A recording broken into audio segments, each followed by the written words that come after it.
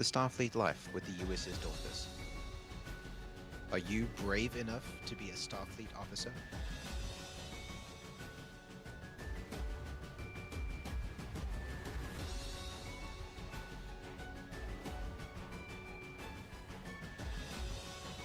Do you have what it takes?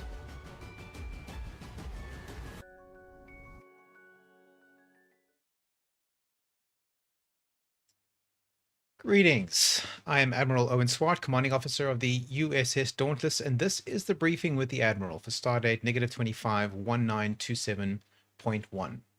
I am the Admiral in question, and today we're going to be talking about mission readiness as it relates to blood drive missions.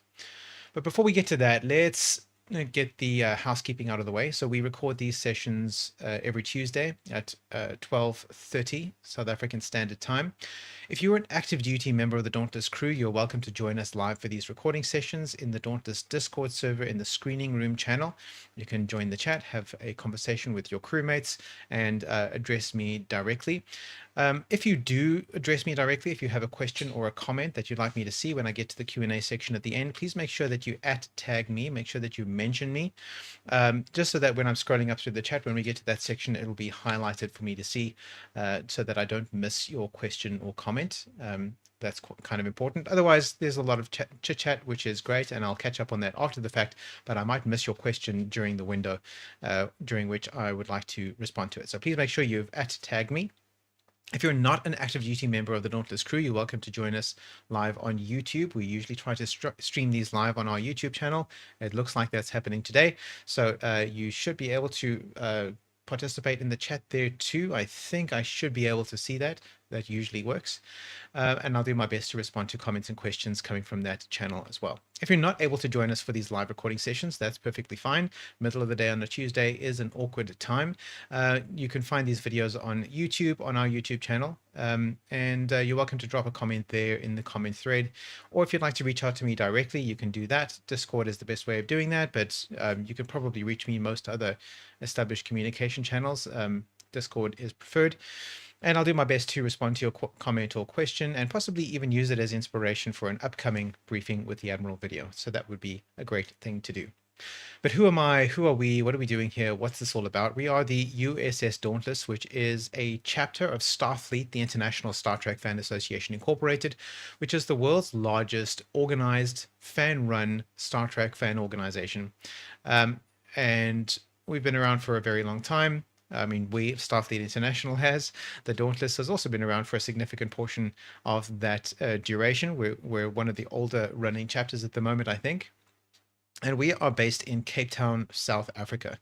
Now, our activities are based here in Cape Town, geographically speaking, but really most of our activity happens online on our Discord server.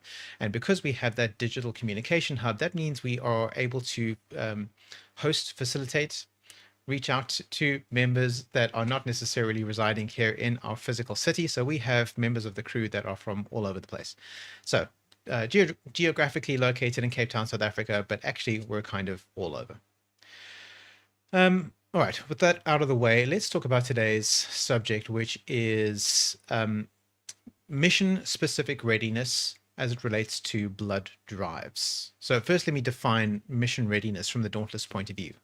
So the concept of mission readiness is, as the name suggests, being ready for missions. Now, we have a doctrine on the Dauntless of mission readiness as an approach to life, really. It's a doctrine of self-improvement, making ourselves the best possible version of ourselves so that we are ready to face any obstacle that may face us or that may come across our paths. Mission readiness is about being the best possible Starfleet officer that we can be so that whatever the mission may ask of us, we are ready to face that challenge. Now, we've got two distinct usages of the word mission when we're talking about mission readiness. The first one is the overall mission, which is the reason why we exist, and that is to anticipate an optimistic future as envisioned in the Star Trek film and television franchise, and try to move our world closer to what that optimistic future might be by doing whatever we can here or there to improve the situation for everybody. That is the overall mission. But we also have discrete missions that are the activities of the Dauntless. So each activity that the Dauntless crew embarks upon on a discrete moment in time and space is a mission. And generally speaking, when we're talking about mission readiness, we mean ready for the overall mission. But in these mission specific readiness videos that I've started, this is the second one of the series, we're going to be talking about being ready for one specific mission profile within our usual catalog of missions, discrete missions that we undertake. And a blood drive mission is our most important mission that we undertake. So it, bar none, is the most consequential and the most important mission that the Dauntless embarks upon. So what is it? So essentially it's a coordinated humanitarian operation. A blood drive mission is when the Dauntless crew joins together physically out in the real world, and we go in our respective teams. So we have a structure called an away team, where we have groups of members in cities around the world. Our biggest away team, of course, is here in Cape Town, South Africa. But wherever we have groups of members in whatever other city or town around the world, that consists of an away team. Even if it's only one member in that town, that still is a one-person away team. We go out in our away teams on the same day every 9 weeks, and we donate blood together, separately but together, in our respective teams, in our respective cities on the same day. Why do we do that? Because donating blood is a thing that allows us to save people's lives. And we'll talk a bit more about why that's the case later. But let's first describe what the mission looks like. So a blood drive mission isn't just a social outing to the local mall. I say mall because that's typically where these blood donation centers are. They're usually in malls, at least they are here in South Africa, although, again, not all of our members are in South Africa. It's not some casual act of charity. It's a coordinated humanitarian operation. And that word coordinated is important here. It's doing a lot of heavy lifting. We don't donate randomly as isolated individuals. I mean, we could do that. Lots of people do that. But we choose to do it differently. We attend as a unit, as a community. We schedule collectively as the entire group. We present collectively. We show up together. And we report collectively. It's part of the same activity. And that transforms a private act, what is a private act for most people, into an organized contribution. So it's no longer I'm donating blood, it's we are donating blood. We are contributing in a coordinated, unified way. What we're doing is we're participating in the national blood supply system as an organized unit. National is not quite the right word there. Not all of the territories in which we operate have a national distributed blood supply system. For example, here in Cape Town, we have a provincial blood supply system, the Western Cape Blood Service. The rest of the country of South Africa has a semi-national one, the South African National Blood Supply Service, which doesn't serve the Western Cape and the Western. So they're sister programs, but they are distinct from one another. And of course, we have members who live in other countries. And of course, in those countries, there are different blood supply systems. So we don't all participate in the same national blood supply blood supply system, but we are all contributing to the various blood supply systems in the regions where we reside. Blood banks, under ordinary circumstances, aren't emergency response charities. In fact, they prefer not to be thought of in that way. They are an infrastructure that operates all the time. They function as part of the generalized health care supply chain. Hospitals depend on those blood banks daily, not just during disasters. Arguably, not even more during disasters than during regular times. There's a common misconception that donating blood immediately during or after a disaster like an earthquake or a fire or something like that is especially helpful, but actually blood supply systems are not set up to cope with an immense wave of blood donations in that way, and typically that supply will get overburdened and it can do more harm than good. It's far more beneficial to be donating blood regularly all the time than it is to rush out and do it when you think there's a special need for emergency blood. So think of them as part of the infrastructure of the healthcare supply chain, not as an emergency response situation or emergency response unit. So all of the daily stuff that the medical system is dealing with, surgeries, oncology treatments, trauma stabilization, obstetric emergencies, all of these depend on stored blood products that are shipped through the blood distribution services every single day. And when we donate, we aren't performing a symbolic goodwill gesture. We're reinforcing a critical national, provincial, or even international system. Another attribute of our blood drive missions is that they are recurring, structured, and visible. That's really three things, but we can talk about them as if they're the same point. So first of all, blood expires, right? So when blood is drawn from a person, it's broken up into three separate parts. Each part can then be given to a patient, but it doesn't have an infinite shelf life. Even if it's cooled, chilled, I think some parts of blood can even be frozen, which can extend its shelf life for a long period. It doesn't last forever. So if there is not sufficient demand to tap that supply completely, that blood sitting on a shelf is eventually going to expire. They need to replenish those reserves. But more often than not, especially in places like South Africa, where medical trauma is very common, let's put it that way, more often than not, they're running out of supply. So they need more supply all the time. It just gets used up, right? There are more patients, there's more demand than there is supply most of the time.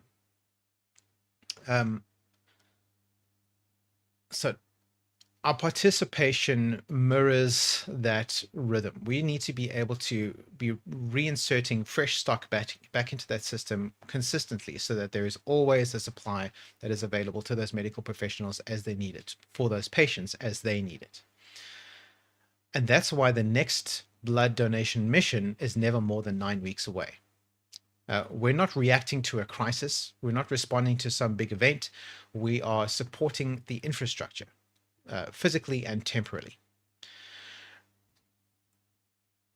Also, it is structured. So we classify these missions as what we call priority one. We have 3 priority levels to our missions. Priority one is the most important tier.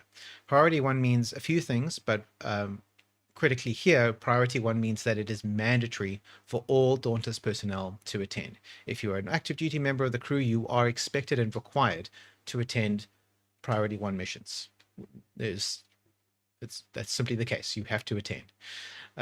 Priority two is important, but attendance is expected but not mandated. And priority three is attendance is optional but encouraged. But priority one, attendance is required, right? All active duty personnel are required to attend a priority one mission because it's so important. And we schedule these missions, especially the blood drive missions, literally years in advance, right? The schedule that we have on the calendar now was set in place years ago. I think it was back in 2023, the current schedule was locked in. It's now 2026. We require that attendance either as a donor member or as a support member, and I'll describe that difference shortly, for every single one of those missions. We track participation and we report the outcomes. We do a roll call at every single one of these to make sure everybody has logged their attendance. And the structure around that should be a signal to everybody in the crew and to anybody outside the crew who's paying attention that we are serious about this. This is the most serious thing that we do. Next, it is a visible thing that we do. So this isn't something that we're doing here in our Discord server where we're quietly and behind walls of privacy having conversations with each other and with ourselves about these things. This is something that we do out in the world in uniform where people can see us doing what we do. When a crew shows up organized, punctual, and disciplined, institutions, people, civilians, they take notice. Staff remember. And the reputation compounds over time. They learn to recognize us and anticipate our presence. Reliability builds credibility. The more we build that reputation, the more people take us seriously. And this is exactly the kind of activity that helps us to build that reputation as being a serious organization. That visibility also strengthens our internal cohesion. When members see one another, when we see each other, repeatedly committing to something that is consequential, it reinforces that identity. That's what helps to bring those new recruits into the fold and bring them up to speed about the seriousness of how we do things. Now, most volunteer activities improve morale and culture or awareness, but this one improves actual survival probability. So the people who are being helped by what we're doing here, their survival, they live or die based on our contribution. This isn't just about making people more comfortable or about building a brand. This is about saving actual lives. And that's why it sits at the top of our importance hierarchy at priority 1. So the blood drive mission is a coordinated unit operation. It's a direct intervention in the healthcare supply chain, which requires volunteer coordination. This isn't something that people do as a career. Only volunteers are able to donate blood like this. It's a recurring infrastructure support function. It's something we do every single 9 weeks. It's a structured priority 1 activity within the Dauntless. It's something that we recognize and operate from. And it's a visible demonstration of our reliability as an institution. Because of that, everything that we discuss about readiness must be calibrated to match this mission's importance. This isn't an add-on event. It's not a fun social outing. This is the most operationally consequential thing that we do. So why is it our most important mission? Now, I've done several of these briefing videos talking about this already, but I'm going to recap here for the sake of people who might not have caught those previous ones. If you are not a medical professional, so you're not a doctor, you're not an EMT, you're not somebody who's already working as a professional in the medical field, and you are not a multimillionaire who's capable of donating very large sums of money, if you're not either of those two things, the single most consequential thing that you can do to improve the lives of other people is donating blood.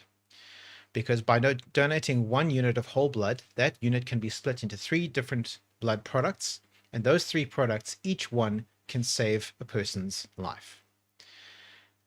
And not only can you do that once, but you can do that 100 times, 200 times, I think maybe even 250, 300 times in a lifetime if you're really dedicated about it, and if you're allowed to keep going for a long time. I've done over 100 already.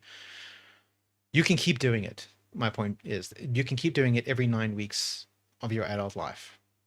Short of becoming a doctor or donating millions of rands, there's no more immediate life-saving act available. There's nothing else that you can do that is as good as this. Donating an organ is great, but you can only do that once per organ. Donating blood you can do every 2 months. As of now, with our current level of medical technology, artificial blood cannot be manufactured at scale. There are some emerging technologies that allow for the manufacture of some synthetic blood products, but it's expensive, it's bulky, and it's not a replacement for all of those different blood parts. So all of those parts are needed by the blood supply chain, and the synthetic blood technology isn't there yet to significantly or substantially replace live donors. It will eventually get there, but as of now, that time hasn't yet arrived. We still need humans to go there and stick a needle in their arm. The blood supply is fragile, right? So first of all, it gets used up. Demand can often outstrip supply. And even when it doesn't, the blood does not have an infinite shelf life. It expires and it has to get thrown out eventually if it's not used. The system depends entirely on voluntary donors. And it's repeatable. You can contribute again, again, and again. So the core hierarchy statement here: no other mission we conduct has a more direct impact on the survival of individual human beings. Therefore, no other mission outranks this. There are potentially other priority 1 missions that we engage in. Really, the only other priority 1 missions that could even exist are a general chapter meeting, of which we haven't had one in 20 years, longer, or a feature film release of a Star Trek feature film. That would also be a priority 1 mission. But even then, neither one of those is more important than this, even though they're in the same category of priority 1. So who participates in these events? Because it's priority 1, everyone participates, all active duty personnel. We also invite reserves, friends, family, anybody else who would be interested in joining us are all welcome and invited and encouraged to participate with us. Now, it's worth noting here that not all crew members are eligible to donate blood. Some people have permanent reasons why they're not allowed to donate, and we'll go into more detail about these things later. Some people have temporary deferments where they're not allowed to donate for a period of time because of some factor or other that has occurred in their life that requires them to take a break from donation. Those people are still required to come, even if they're not allowed to donate. Because this is not a donors only event. It's a crew operation. The entire crew is engaged in this mission, not just the people who donate blood. That means that there are two operational roles in this mission. There are the donors, the people who donate blood, and the support personnel. The people who cannot donate are the support personnel. Those two roles are not mutually exclusive, by the way. That doesn't mean that just because you're a donor, you can't also be engaged in support activities. But unfortunately, if you are not able to donate, then you are limited to only the support role, simply by physics. So some people donate blood, some people donate stability, and we'll talk a bit more about how that happens. But all of us donate commitment. Now, the thing about blood donation is that, well, there are lots of things about it. That's what we're talking about. Because we are able to donate every 9 weeks, strictly speaking, point of clarification here, you are allowed to donate every 8 weeks. We extend that period to 9 weeks to allow for a small margin of error. On any given blood donation day, if you arrive at the donor facility and you go through the screening test, and we'll talk extensively about the screening test in a moment, on the day you might not pass your screening test, and the people might advise you to come back in a few days and try again. That happens fairly often, right? So to allow for that as a margin of error, we've extended the period to 9 weeks. So even though we are eligible to donate every 8 weeks, we give an extra week as that margin for error in case there is a minor deferment that occurs to you on the day. You've got a few days to get your donation in during the week so that you don't fall out of synchronicity with the rest of the crew. So 9 weeks is our period. That means that the next blood drive mission is never more than 9 weeks away, right? It's always coming up soon. It's never far in the distance. We're never outside of the operational window. We should always be preparing for the next one because the next one is coming up soon. Therefore, effectively, readiness for this mission is continuous. Unlike most of the missions that we engage in, the readiness process for a blood donation mission is something that requires us to be doing things every day, working towards it, right? And I'll go into a lot of detail about how all of that works. And what that means, though, is that the blood drive itself functions as a recurring audit of our alignment.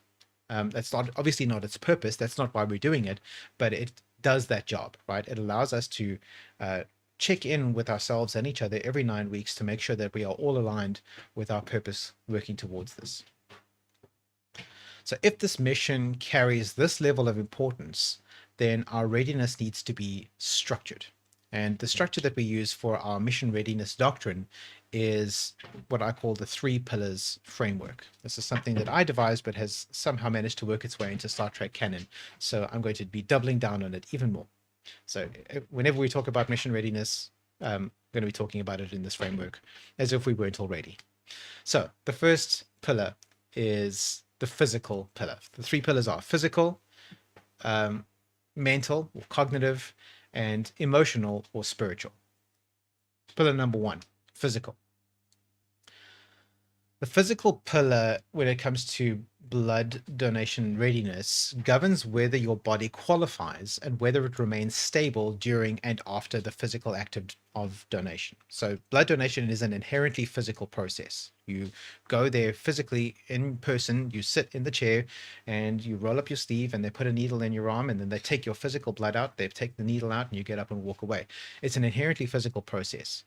But as I keep harping on, the 3 pillars are not, even though we think about them as being distinct, they are all part of the same system. So we have to take into account all 3 pillars, but the physical one probably takes the lead here because this is an inherently physical process.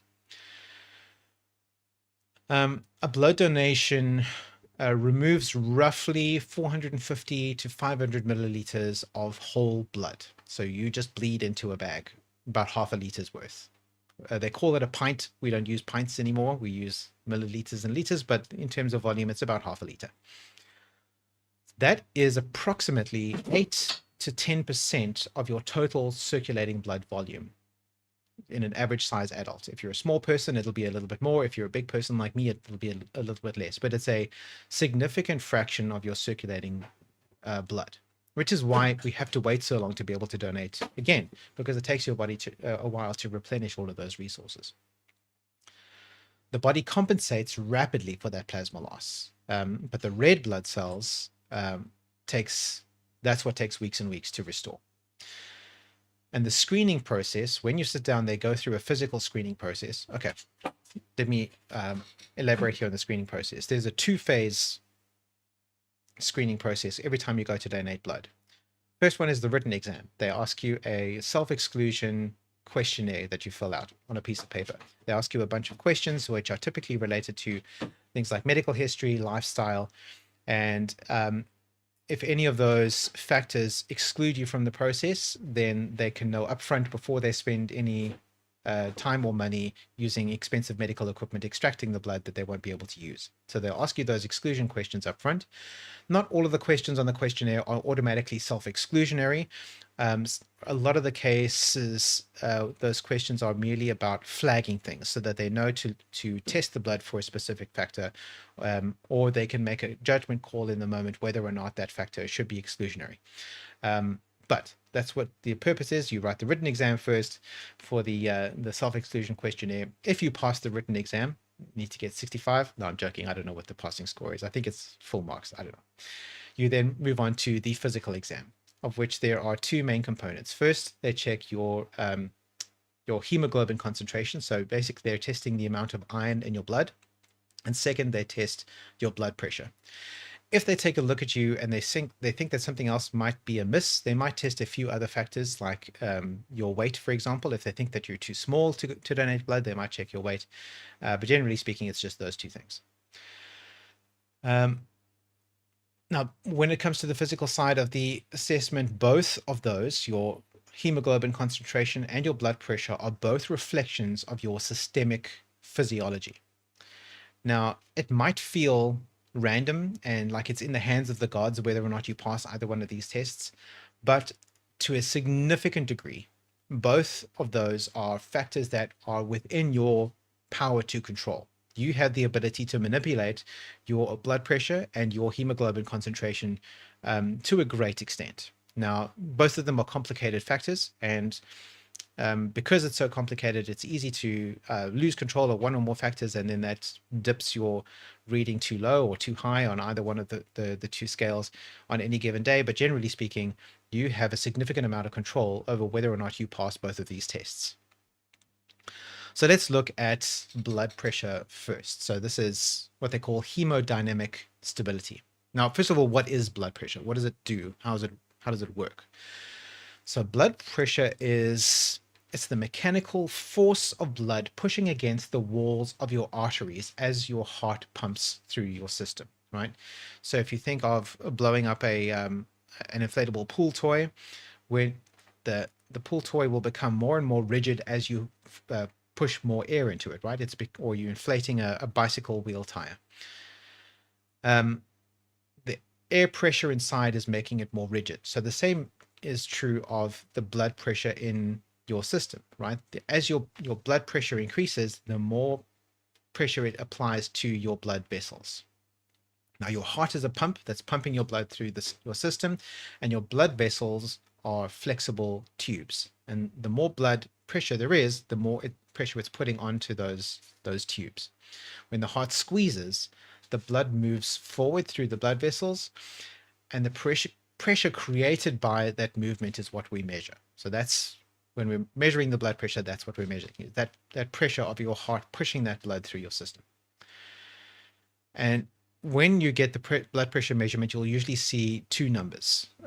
For example, 120/80. That's a pretty ideal reading right there. The top number, or the first number, is your diastolic. So this is the pressure that your heart vessels, your blood vessels are under when your heart contracts and pushes the blood out. So systolic is when your heart is contracting. And then the bottom number, or the lower number, the second number, is the diasystolic. So this is the pressure when your heart is relaxing between beats. So systolic is the high number, that's when it's squeezing. Diasystolic, low number, when it's relaxed. And that's why there's two numbers, because your heart is beating all the time, right? Both numbers are important when you're getting a reading because they tell us how hard your cardiovascular system is working. Now, your blood pressure categories are defined by clinical guidelines. So cardiologists around the world decide at their meetings every year. They have conferences and they talk about this all the time. And the exact cutoffs for whether you are in or out of the acceptable range will vary slightly by country. Different countries have different standards, but generally speaking, they're more or less aligned. The major cardiology bodies around the world are pretty much on par with what the standards should be. That's the American Heart Association, the European Society of Cardiology, those kinds of bodies. They're broadly aligned with the same numbers. So for an adult, when you're at rest, the optimal, so your ideal or lowest cardiovascular risk range, should have a systolic pressure, I beg your pardon, of 120 millimeters of mercury. That's a confusing measurement, mmHg, millimeters of mercury, and the diastolic measurement of 80 millimeters of mercury. So why millimeters of mercury? Well, when they put that cuff around your arm to measure your blood pressure, and then they pump it up with a little squeezy bulb, you'll notice that, or at least on the old systems before they switched to digital, they used a display instrument that looked kind of like a thermometer. And it worked kind of like a thermometer as well. It was applying pressure to a little bulb of mercury at the bottom of the thing, and then the more millimeters that the mercury would slide up the scale, that was giving you your reading. Although I don't think they use mercury in those instruments at all anymore. It's all digital now. They still use millimeters of mercury as the standard measurement for your blood pressure. So the classic 120/80 isn't the goal per se. It's the upper boundary of normal. You don't want to be going above those. Below 120/80, in a stable, asymptomatic adult, so a stable, healthy adult, is generally considered optimal. The acceptable or normal range is a systolic pressure of 120 to 129 millimeters of mercury, and the diastolic should be less than 80 millimeters of mercury. So this is sometimes called elevated, but it's not in the hypertensive range. So you don't have high blood pressure. It's just a little higher than normal. It's within the safe range. It's a signal based on if you are receiving this reading consistently over time, that it's time to pay attention to what your blood pressure is. It's not a diagnosis, it's a warning sign. Hypertension, which is clinically high blood pressure, that's when you start getting a systolic reading of greater than or equal to 130 milligrams of mercury, or a diastolic reading of greater than or equal to 80 milligrams of mercury. So 130/80 or above, that's if you're getting consistent readings. One reading is not sufficient to make a diagnosis. You have to have multiple readings over time. If you're consistently getting readings above that, that means you've got a blood pressure problem. Now, for blood donation specifically, the eligibility windows are not the same as diagnostic categories for a clinician. They want to make sure that your pressure is within a safe range, so that if you donate, you're not going to suffer any ill effects afterwards. So the common donor eligibility thresholds are something like your minimum systolic is 90 to 100 millimeters of mercury. Your maximum systolic 160 to 180 seems really high. On any given reading, that's it is pretty high. If you were getting that reading continuously, then that would be diagnostic of a problem. But one reading, that's sort of acceptable. Your minimum diastolic is 50 to 60, and your maximum diastolic is 100. Right. So you want to be getting between, I've written this down, this is confusing. Minimum systolic is 90 to 100. Okay, so you want to be getting 90 to 100, or between, let's call it between 90 and 180 on the first reading, and between 50 and 100 on the second reading. That should be a safe range for you to donate blood. On the fringes of that, depending on the standards on any given blood donation center or franchise company organization, they might narrow those error bars somewhat, but most of them are pretty much aligned with that range. So donation eligibility isn't the same as optimal cardiovascular health. That's worth noting. You can qualify for donation and still have a suboptimal long-term cardiovascular risk. So it shouldn't be treated as diagnostic. And you can have beautifully low blood pressure, which is good for health, but still be deferred if you're too low and symptomatic, because that could have negative practical effects if you're trying to donate blood if your blood pressure is too low. One of the things that might happen is it might just take too long for you to donate, and you're sitting there for an hour and a half trying to get enough blood out of your system because your blood pressure is too low. Even though it's indicative of good health, it means that you're healthy. It just means that it's impractical for them to be able to physically extract that blood from you. So what is operationally ideal for a blood donor? Now, for donation readiness and for general cardiovascular health, because we don't want to be sacrificing health for donation, we want those two things to be aligned. A stable resting pressure is somewhere around 110 to 120 down to 65 to 75. 110 to 120, 65 to 75. That's kind of in the range where you want to be. So that range suggests you've got good vascular elasticity, you've got a stable autonomic tone, you've got adequate blood volume, so you don't have too little blood, you've got enough blood, and you've got low cardiovascular strain, so your heart isn't working too hard to get blood around your system. But there's a critical nuance there, right? And that is that stability matters more than chasing a specific number. You want to be on any given reading getting a consistent result virtually every time. So as long as it's stable in the right range and it's not jumping up and down, getting a low reading is not optimal, if not as optimal as getting a consistent reading from one day to the next. So a person who consistently sits at 118/72, that's ideal, as opposed to a person who fluctuates between 105/60 and 150/95, depending on stress or sleep or diet or your caffeine intake or whatever. You want your system to be as resilient and self-regulating as possible. It's not just about the lower lows or the higher highs. You want your body to be able to regulate itself as consistently as possible. So even if both readings are technically within eligibility ranges, that jump, that's suboptimal. Some contextual factors that matter. Blood pressure should always be measured at rest. So this is why some of our away teams still run a 5K park run on a Saturday morning, which is usually a couple of hours before our blood donation missions.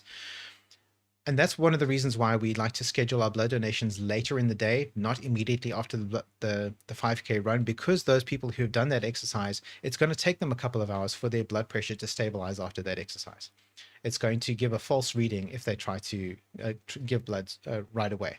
Their body has turned into exercise mode, you can think of it that way, which is going to affect their blood pressure in the moment, and they need time to switch back into rest mode before they're able to donate blood. Consuming significant dose of caffeine an hour or so before donating blood can elevate your blood pressure. Caffeine, we're going to talk a bit more about caffeine in a moment, but just having that dose right there, that can give you a false reading on your blood pressure. Your emotional state, which again, we're going to talk about, can affect it, especially when it comes to anxiety. Anxiety has a direct impact on your blood pressure. It's what they call white coat hypertension. So because you're being scanned by somebody who's wearing a white coat, you can be a little bit anxious about that, and that can actually give a false reading on the cuff. Dehydration, if you're not managing your hydration properly, and again we'll talk about that in a moment, that can negatively impact your blood pressure reading. And acute illness can shift the needle there as well. So if you are suffering from a cold, like, it doesn't have to be a serious illness, a cold is enough to affect your blood pressure, either push it up or push it down. So that brings us back to our doctrine of mission readiness. We're not trying to hit a number on the day. We're not trying to hit a target. We're trying to build a cardiovascular system that maintains vascular elasticity. So your blood vessels need to be elastic. They're able to cope with that extra pressure when it's present and contract down when it's not. It regulates your autonomic tone. It maintains the appropriate plasma volume. So your body is producing the right amount of blood for what you need. And it handles mild stress, including anxiety, without volatility. So you can experience that stress without your body freaking out over it. Optimal isn't extreme. Optimal is stable, well-regulated, and resilient. And that's the kind of system that qualifies for donation predictably, not accidentally. What you don't want is to show up on any blood donation Saturday and not know whether or not you're going to pass the screening tests. You want to be able to feel confident that you're going to pass. Doesn't mean you're going to pass every single time. Like I said, there are a lot of different factors. I've listed a bunch of them already that can affect your blood pressure on any given day. But you want to make sure that you are as likely as possible to pass that test every single time by making choices every day to get your system into a position where it can do that. So what actually determines your blood pressure? So you can think of it like plumbing. This is another analogy. So blood pressure depends mainly on three things: how strongly and how often the heart pumps, how tight or relaxed the blood vessels are. So remember, they're stretchy tubes and flexible tubes, but there is some elasticity there. And how much fluid is actually in the system, how much blood is in the whole circulatory system at any given time. And those are really the three factors. So if the pump pushes harder, the pressure goes up. If the pipes narrow, the pressure goes up. If there's more fluid in the system, the pressure goes up. If the pump is weak, then the pressure goes down. If the pipes are wide open, they're stretched to their fullest, then the pressure goes down. And if there isn't enough fluid in the system, then the pressure goes down. Your body is constantly adjusting these variables automatically based on, again, a bunch of different factors. Now, what can control those variables? So first of all, let's look at the biological systems that manage those variables. So several systems help to regulate the blood pressure in real time. The first one is the nervous system. So your autonomic nervous system has two main modes. It's got the sympathetic mode, or the sympathetic nervous system. That's your fight or flight response. And then there's the parasympathetic mode, or the parasympathetic nervous system, which is your rest and digest system. If you're anxious or stressed or startled or sleep deprived or under any other kind of stress, physical or emotional, then the sympathetic system will start to activate. And that will do things like it'll raise your heart rate, it'll constrict your blood vessels, and it'll raise your blood pressure. If you're calm and regulated, then the parasympathetic system will help to slow your heart, it'll relax your vessels, and it'll stabilize that pressure. That's why anxiety in the screening chair can spike your reading and give you false blood pressure readings.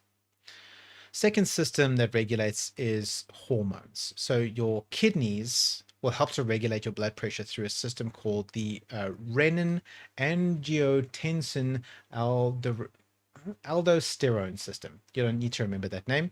I just wanted to say it for you.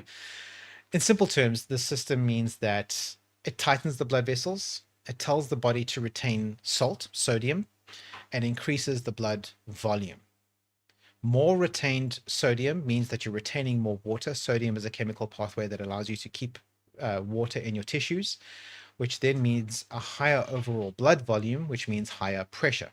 And this is one reason that excess sodium can elevate blood pressure in some people. If you have clinically low blood pressure, your doctor will probably tell you to make sure that you have a substantial amount of sodium in your diet to help you retain that water. Third factor is blood volume. So if you're dehydrated, then you're physically circulating less fluid. You're holding on to less water, and you've excreted more water than you're taking in. So less fluid, lower pressure, greater risk of dizziness. You can actually pass out from dehydration. If you're retaining too much fluid, your pressure can rise. So hydration status matters. It's not the only factor, obviously, but it's relevant. You want to make sure that you're optimally hydrated, not overhydrated and not dehydrated either, at least within a comfortable range. Fourth factor is your blood vessel health. So healthy arteries are elastic, they're stretchy, and they expand slightly when the blood flows through them, especially when there's under relatively high pressure. If the arteries become stiff and rigid due to aging, this is a thing that happens with age, due to inflammation, which is a thing that can happen due to illness or other factors. If there's excess body fat, that can lead to hardening of arteries and lack of conditioning. So if you're unfit, then they don't expand as easily. The stiffer or more rigid your vessels, the higher the resistance, the higher the blood pressure. So we're going to go into this in a lot of detail in a moment, but to start to sow the seed now, regular exercise improves blood vessel elasticity. So in terms of your blood pressure, okay, now we've actually already talked about this, so we can skip past that. All right, let's talk about the two different ways that you can fail the test. One is hypertension and one is hypotension. Hypertension is high blood pressure, which means that your reading is too high and you're being excluded because your blood pressure is too high. High blood pressure, and I'm not talking about a clinical diagnosis. It doesn't mean that you have clinically high blood pressure necessarily. That's for a physician to decide. But in terms of the screening criteria, they can decide whether or not you're too high or too low to donate blood that day. So high blood pressure usually reflects increased systemic vascular resistance, increased blood volume, or chronic sympathetic activation. So let's look at the first causal chain. Let me take a sip of my beverage. Let me not dehydrate while I'm talking to you. All right, so excess as adiposity, which is a very nice medically sounding way of saying that you have excess visceral fat. Now, there are three kinds of fat in the human body. There is subcutaneous fat. That's the kind of fat that sits just under your skin. You've got intramuscular fat that's kind of marbled through your muscle tissue. And then you've got visceral fat, which is the fat that you can't really see from the outside, but it's kind of in between your organs and it can constrict your organs' ability to function. Visceral fat is the bad one, right? The other two are not great either, but visceral fat is really bad. Excess visceral fat increases your systemic inflammation. Your body responds to that, the presence of the visceral fat it's basically an immune response in a way, by triggering inflammation.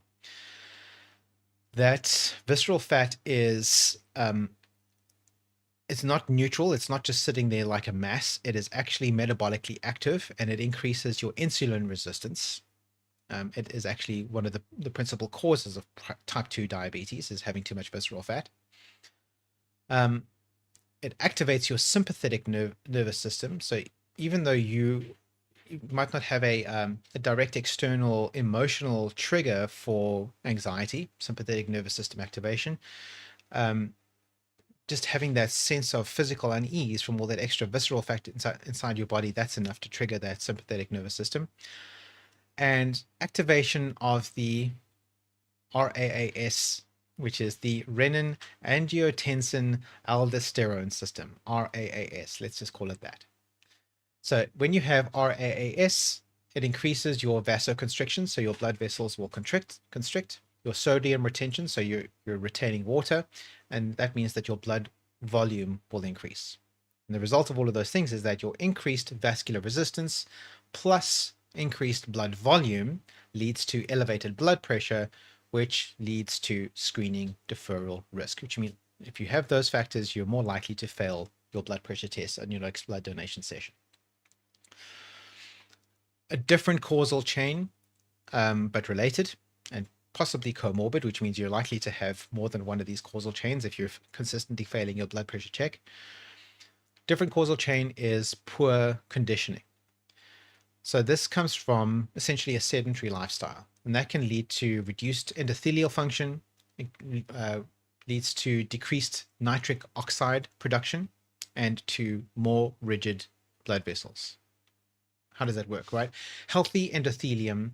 So the endothelium is the is part of the lining of your blood vessels. When it's healthy, it's releasing nitric oxide into your blood, which promotes vasodilation, right? It allows your vessels to respond to changes in blood pressure by expanding or contracting. If you're doing resistance training and aerobic conditioning, so cardiovascular training, that can massively affect your endothelial function. So it literally trains your body to respond to that increased challenge of your blood pressure increasing by increasing and improving the elasticity of your blood vessels. So regular training regularly leads to improved endothelial function, which leads to better nitric oxide signaling, which means lower vascular resistance, which means more stable blood pressure, which means you're more likely to pass your next blood pressure screening. Another causal chain, something a little different, and that is alcohol and sleep. Now we lump these two together because they kind of their effect is very similar, but obviously the way that we manage them is quite different. Alcohol increases your sympathetic tone and disrupts your sleep architecture. So alcohol actually messes with your sleep, and which means that you then suffer from sleep deprivation, and sleep deprivation increases your systemic cortisol levels. Cortisol is the stress hormone, which helps to stimulate your sympathetic nervous system, activates your sympathetic nervous system, and increases your blood pressure variability. So it makes your blood pressure a little bit more spiky instead of smooth and regular. So the causal chain there is alcohol or poor sleep, both, leads to elevated sympathetic activity, leads to increased vascular resistance, which leads to elevated screening blood pressure. It means you're more likely to fail your blood test. It's your blood pressure test. Another major one here is low skeletal muscle mass leads to poor metabolic regulation, leads to vascular instability. So skeletal muscle mass is a major site of glucose uptake. That's where you're processing glucose that it enters your system. The glucose is what carbohydrates and sugar turn into when you digest it. It gets turned into glucose, goes into your system, and it's the primary fuel for most of your metabolic processes. The more muscle mass you have, the more of that glucose you're absorbing. Skeletal muscle mass, by the way, is muscle that is attached to your skeleton. So all of the muscles that you think of as muscles, that's your muscle mass. There are other muscles in your body that aren't attached to skeleton, like the muscles in your heart, for example. That's a slightly different system. Skeletal muscle mass is the big predictor here. The greater your muscle mass, it improves your insulin sensitivity because you're able to absorb that glucose. It regulates your glucose because it's metabolically active, and it helps to control your inflammation. So the inflammation that was being triggered by your visceral fat can actually be regulated by your muscle mass. It just so happens that the processes that help to increase your muscle mass also help to decrease your visceral fat. So, it works in two ways. Improved insulin sensitivity reduces your endothelial dysfunction. So if you are able to process and metabolize insulin effectively, that means that your endothelium, the tissue in your blood vessels that allows them to be elastic, is more efficient.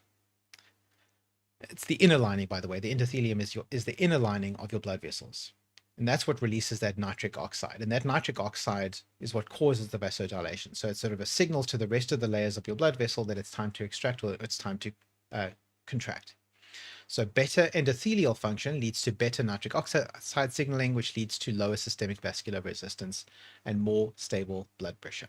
So the chain becomes then resistance training. So resistance training, we've talked about this a lot as well, but for the sake of completeness, resistance training means offering your body a physical resistance, lifting weights, basically. If you're pulling against gravity or pulling against your own body, that's resistance training. That's where you build muscle. So resistance training increases muscle mass, leads to improved insulin sensitivity, leads to improved endothelial function, leads to better vasodilation, leads to more stable blood pressure, especially under stress. It's not aesthetics. It has the benefit of improving your aesthetics, by the way. The more muscle mass you have, the better you look. But it's not about that. It's about vascular chemistry. Muscle mass is probably the single best predictor of longevity, not just how long you live, but health span, being healthy into old age, out of any other factor. But that does not underplay the importance of aerobic conditioning, so cardiovascular health. Aerobic conditioning leads to improved stroke volume, which leads to autonomic balance. We'll explain that now. So regular cardiovascular training increases stroke volume. So that's the amount of blood pumped per beat. Heart is a muscle, and like any other muscle in your body, you can train it. You can make it bigger, you can make it stronger. The stronger your heart is, the bigger its stroke volume, the more blood it can pump per stroke. A higher stroke volume means that the heart can maintain adequate cardiac output with fewer beats per minute. So what you'll see as you get fitter, as you go through your training journey, if you're measuring it with your per-scan device, your heart rate, you'll see that your resting heart rate gets lower and lower. So a normal resting heart rate for a human is somewhere between 65 and 75 beats per minute if you're living a sedentary lifestyle. As you get into shape, that decreases and decreases. If you start getting really fit, you can start to see a resting heart rate in the 50s, or even dropping down into the low 40s when you're sleeping.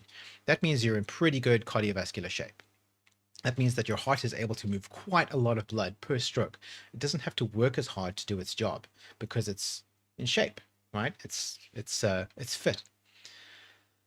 A higher stroke volume means that the heart can maintain adequate cardiac output, means it's putting out enough blood per stroke with fewer beats per minute. And that results in a lower resting heart rate, improved parasympathetic vagal tone. So your parasympathetic nervous system means that it's able to regulate itself more efficiently. So that means you're able to relax better.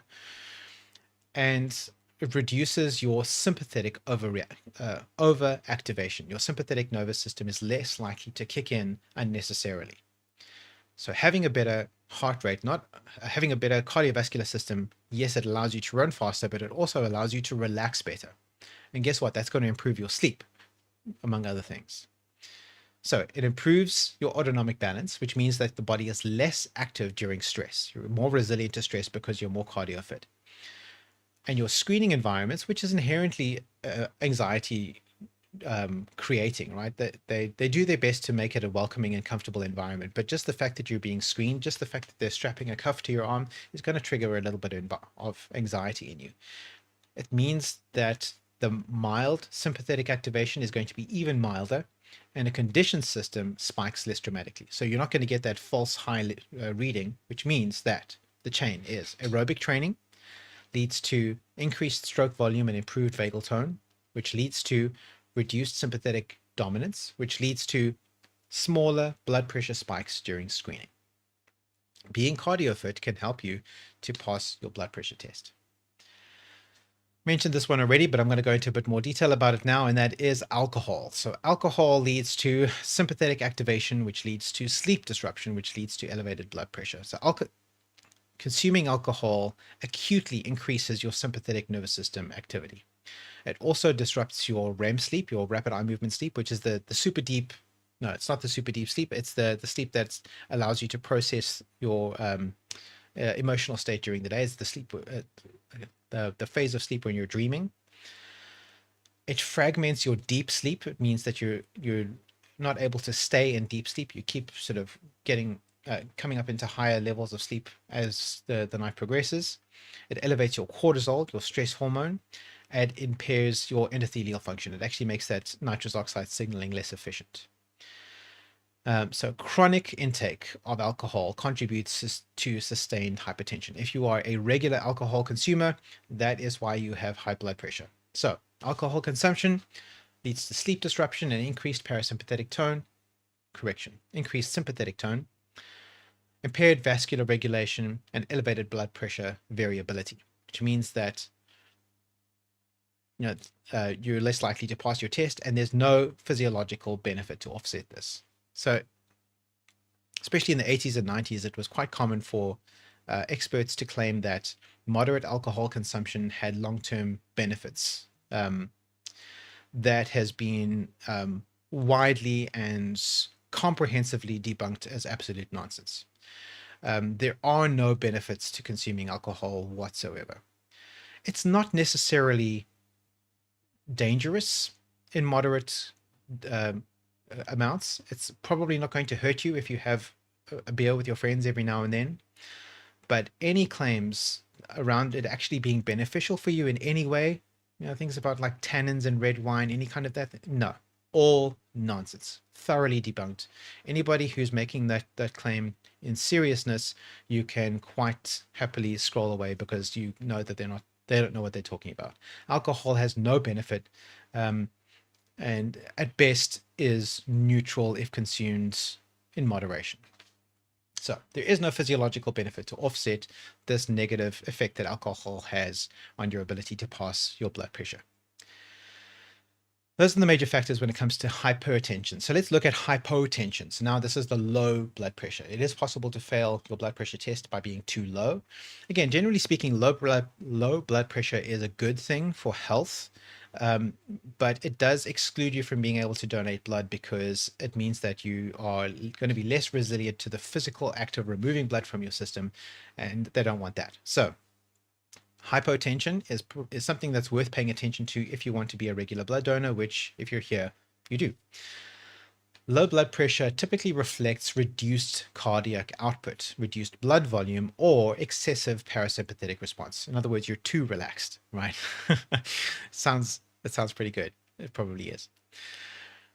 Donation centers will set minimum thresholds because removing additional volume from someone already hypertensive increases fainting risk. So it has a safety risk, not for your long-term health, but just in terms of getting out of the blood donor center safely. Fainting is a thing that happens to people sometimes when you donate blood.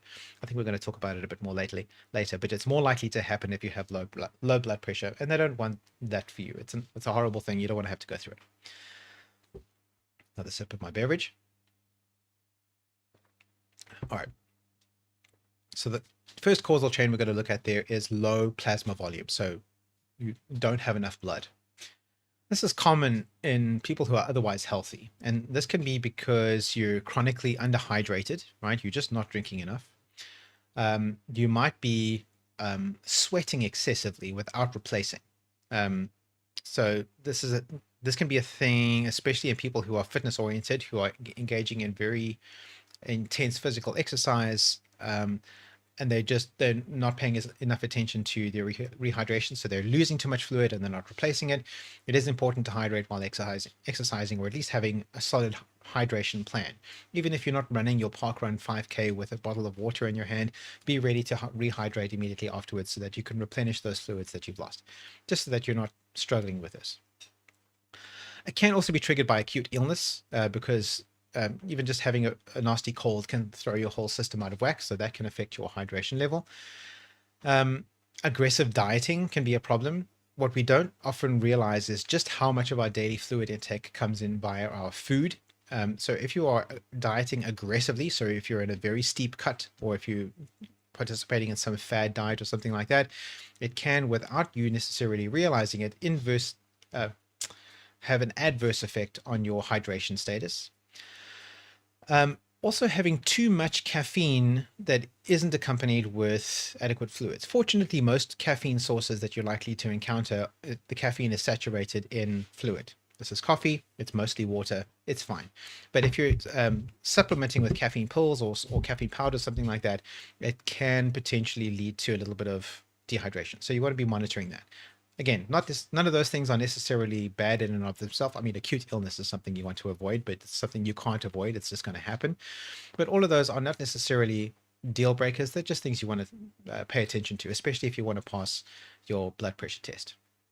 So the causal chain there is underhydration leads to reduced plasma volume, which leads to reduced venous return, which leads to reduced stroke volume. The heart isn't able to pump as much blood because there's less blood to pump, which lowers your cardiac output, which leads to lower blood pressure, which leads to increased syncope risk during or after donation. Syncope is fainting. So that's why they would exclude you, not because it's not physically healthy for you to donate, but because you might literally pass out. The next causal chain is your high vagal tone plus a trigger. So high vagal tone is this is something that can happen to people who are lean and well conditioned. They can have a high parasympathetic or vagal tone. In other words, their parasympathetic system, which is the system that allows them to relax, is perhaps a little overtuned. They're a little too relaxed. They have a very low resting heart rate, and that means that they have a lower baseline blood pressure. And that's usually a healthy thing, right? That's a good thing. But if you combine that with an emotional trigger, so something like needle anxiety or white coat anxiety, prolonged standing, so standing in a queue while you're waiting to fill out your form at the blood donation center, and dehydration because you forgot to replenish your fluids after you ran parkrun the morning before, that can trigger vasovagal syncope. That's going to make you pass out. So you have a trigger, can lead to sudden vagal activation, leads to a drop in heart rate and vessel dilation. Vessels expand. Your reduced cerebral perfusion, which means the blood isn't going everywhere in the brain that it needs to go. You pass out. Not ideal. Another causal chain is aggressive caloric restriction. So we've already spoken about extreme dieting, but it's worth considering it as a separate causal chain on its own. Crash dieting. So that is when you're eating in an extreme caloric or kilojoule deficit. So you're eating way below your maintenance level, which is something you might want to do if you're in a cut. So not inherently a bad thing on its own, but something you want to pay attention to. That will reduce your plasma proteins, so the amount of protein that's available in your blood itself. It's going to affect your electrolyte stability, and it's going to affect your circulatory robustness, the amount of blood moving through. Oh, I have somebody behind me who's decided to join us. That's Harris. He's going to go lie in his bucket over there. That's good. Okay. So the causal chain there is caloric restriction. So eating too little leads to reduced effective blood volume. Again, not enough blood, lower baseline pressure, which means increased post-donation instability. You could potentially pass out. So combining those two things, the unified principle here is we want stability, not extremes. We don't want high, we don't want low, we want comfortably down the middle. High blood pressure often reflects chronic systemic strain. Low blood pressure often reflects acute instability. But both are indicative that a system may not tolerate a 10% volume reduction safely. So that's why you'll be excluded from donating, even though you're not necessarily clinically diagnosable as either hypo or hypotensive, but just because you're outside of the safe zone. So what we can do to prevent this is a symmetrical approach. We want to make sure we don't go too low and we don't go too high. And how we do that is we maintain our healthy body composition. That means decreased body fat percentage and increased skeletal muscle mass. The principal lever you want to pull there is your diet. You want to make sure that you're eating correctly. And I've done a couple of these briefings about that. You want to preserve and build skeletal muscle mass. That's done through resistance training. I know that I've talked extensively about our each of us being on our own fitness journey and doing what we can to make ourselves better. Walking is better than nothing, right? Going for a walk every day or 3 times a week or whatever is better than nothing, but it is not enough. If you want to ensure that you're able to donate blood consistently, indefinitely, every time, you need to be building your muscle mass, and that requires resistance training. That's the kind of thing that you do at the gym. You don't have to go to the gym to do it. There are ways to do it at home, but the gym is just the way I choose to do it, but that's the kind of work you need to be doing. You need to be providing your muscles with hypertrophy stimulus, and you need to be building that muscle back up with protein intake, right? So building and preserving your skeletal muscle mass. Resistance training is how you do that. You need to be performing regular aerobic conditioning. So that's cardio training. And again, going for a walk once a week, better than nothing, but not actually enough, right? Just walking is not enough to get you there. You need to be getting your cardiovascular rate a little bit higher than that. What they would call in the software that comes with most PER scans these days, things like zone 2 cardio and aerobic and even anaerobic training. You need to be subjecting yourself to increasing challenges, doing a bit of a run, swimming, rowing, cycling, those kinds of things are great. Walking, better than nothing, but not enough on its own. You need to be hydrating consistently, which is part of your diet. We're going to talk a bit more about hydration in a moment, so I'm not going to go into too much detail about that here. You want to avoid crash dieting if you can. Again, going through a crash diet or a steep cut, it can be a valid component in a number of fitness regimens, but for the sake of being a regular blood donor, that's probably a strategy you'd like to minimize. If you're going on a cut, go on a narrow cut, not on a steep cut, because it's going to affect your ability to donate blood, because it's going to affect your blood pressure, and you don't really want that. Try to avoid alcohol at all if you can, or if you can't avoid it, try to keep your intake moderate. And by moderate, I mean like 1 or 2 units a week max. Because you want to be protecting your sleep. Your sleep is your recovery phase from all of that exercise that you're going to need to do. But you can also protect your sleep through diet. We're going to talk a bit more about that in a moment too, and through your general lifestyle choices. And you want to be practicing emotional regulation, because you don't want to be triggering that sympathetic nervous system response by allowing yourself to get into a state of anxiety.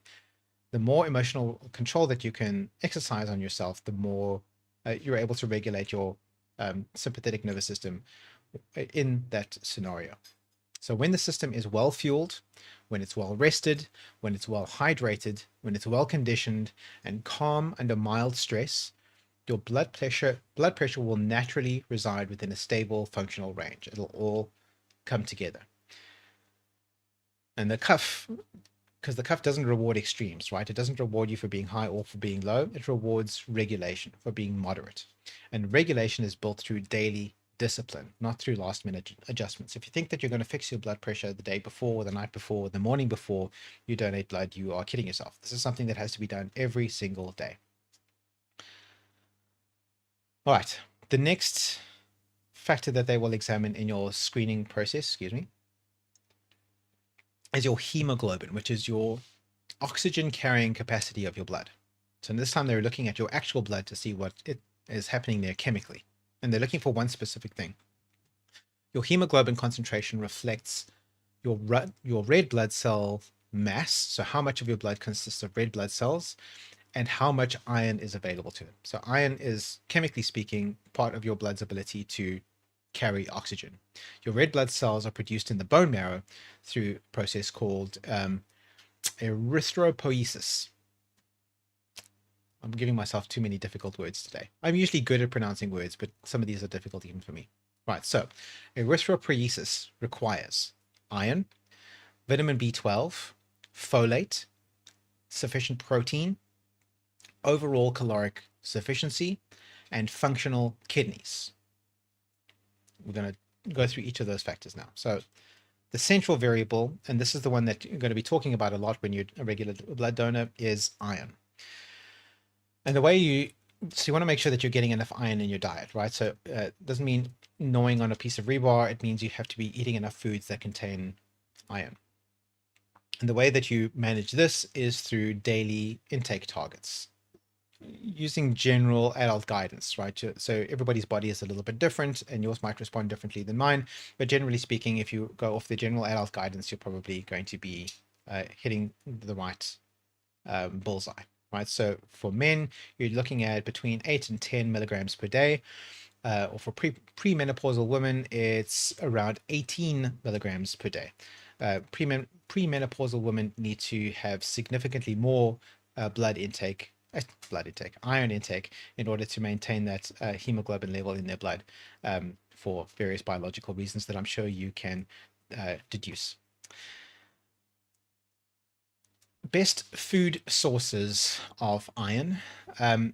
So there are two main forms of iron. So the first one is heme iron, Heme, which is the form of iron that is most easily absorbed. So you're looking at, in terms of the iron that's present in the food that you're consuming, you're absorbing anywhere between 15 and 35% of it.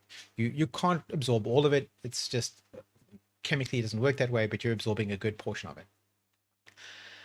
And these are contained, so heme iron is contained in certain foods, and these are the foods you want to make sure that are a regular part of your diet. Not something you have to eat every day, but you want to try and make sure that you're having as much of this as you reasonably can accommodate in your diet and your budget. Lean red meat, so that's beef and lamb, beef and lamb are not especially lean, but they're leaner than pork, for example.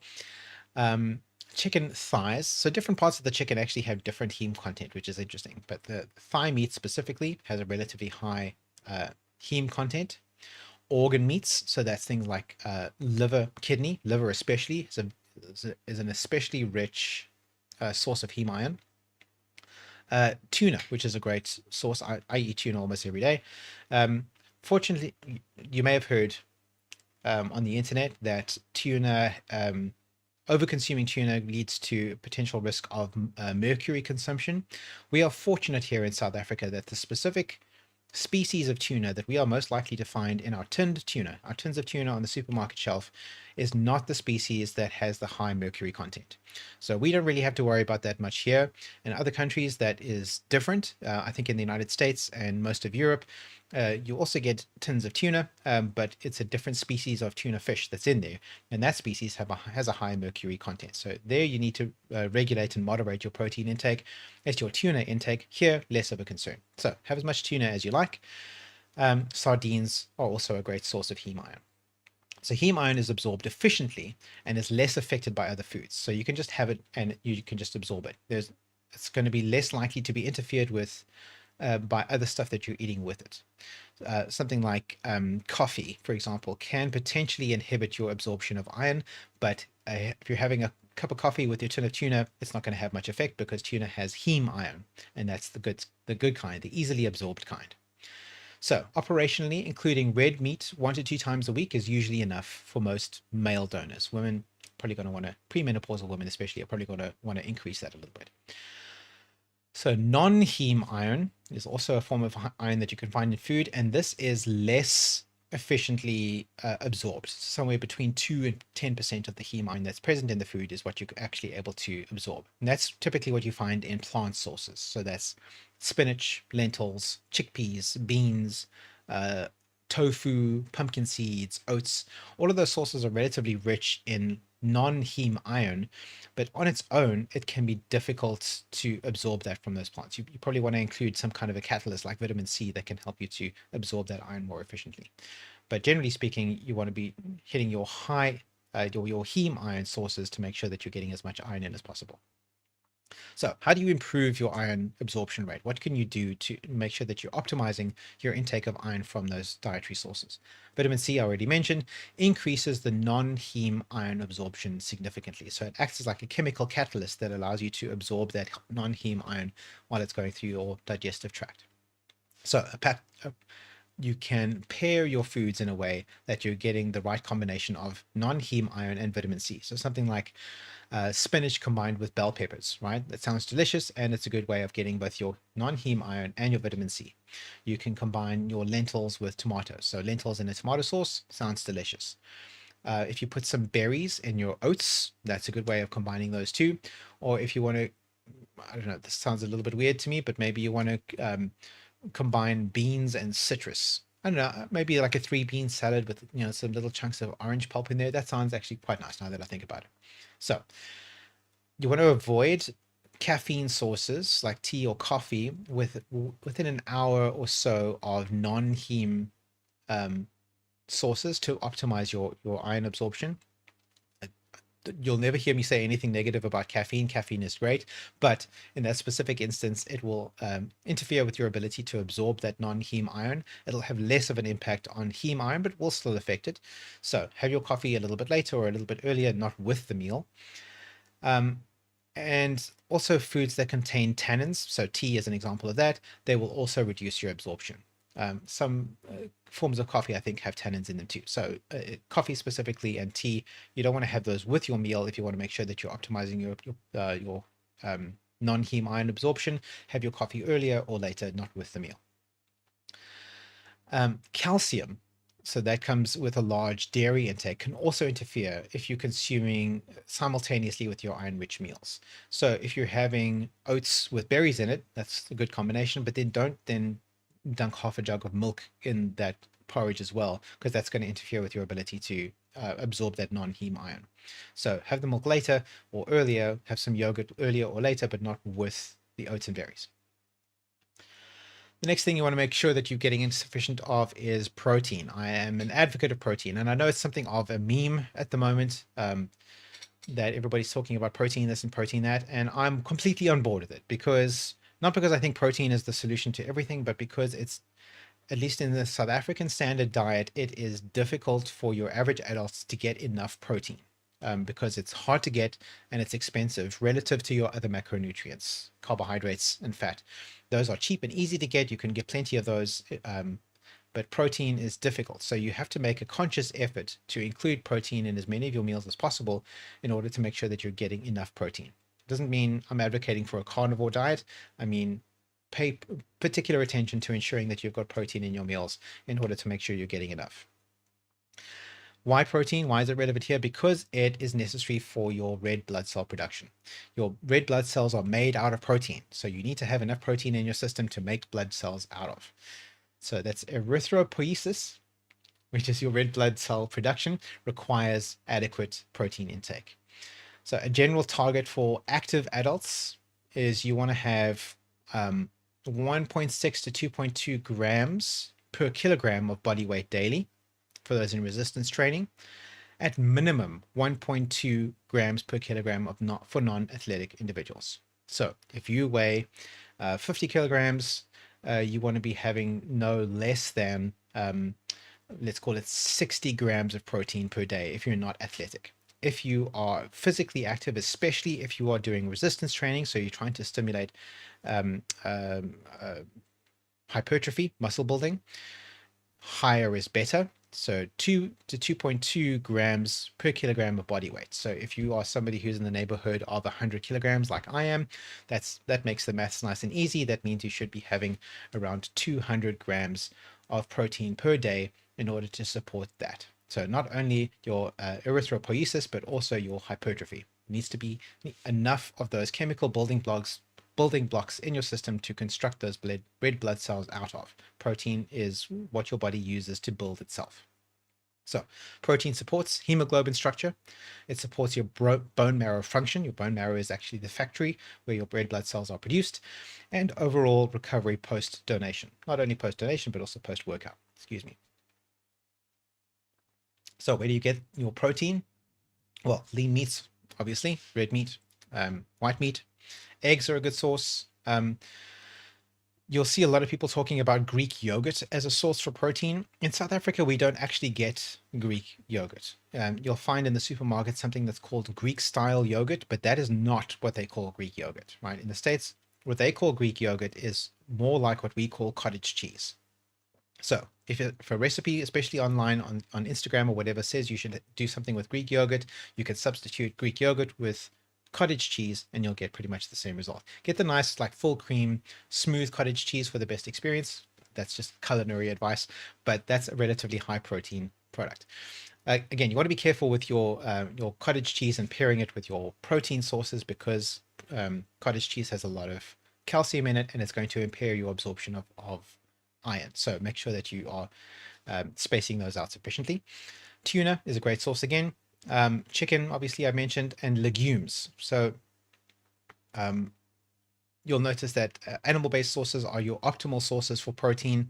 Plant sources, there are places you can get protein from plants, but you'll generally find that the amount of protein that you're able to get from plant sources per gram is going to be less, or per kilojoule is going to be less. So if you want to be vegetarian or vegan, that's fine. That's a legitimate choice. You can still hit your protein targets, but you're going to find it difficult. For some reason, not on the list here is whey protein. So that's the kind of powdered protein that you get in protein shakes. These things. That is a perfectly legitimate source of protein. It's probably the most efficient source of protein that you can buy commercially, even more so than like red meat or whatever, per kilojoule versus grams of protein per serving. And you can find some really good ones on the market. It's not that expensive per serving compared to red meat, and it's a great source of that. It is, however, a dairy derived product, so it probably has a relatively high calcium content, so it might interfere again with your iron absorption. So just be mindful of that. The next thing you need to take into account is vitamin B12 and folate. So these are both essential for blood cell maturation. Fortunately, these are both micronutrients, so you don't need a lot of them by volume, but you do want to make sure that you are including sources of these in your diet. So where can you find, before I talk about that, so vitamin B12 deficiency, so not having enough vitamin B12 can actually cause anemia, right? So that means that you don't have enough iron in your system because you're not able to process and absorb it correctly. So even if you've got enough iron in your diet, if you don't have enough vitamin B12, you can actually become anemic. That's not good. So where do you find vitamin B12? In a lot of the same places as the other stuff. Meat, eggs, dairy, fortified foods will often have vitamin B12 in it. Fortified means it just had stuff added to it, right? Vegetarians, vegans, you're going to struggle a little bit and you need to monitor your vitamin B12 carefully. You might want to think about supplementing with a vitamin B12 supplement because you're going to struggle to get it in vegetable sources. Where do you find folate? You'll find that in leafy greens, beans, lentils, asparagus, avocado, that kind of thing.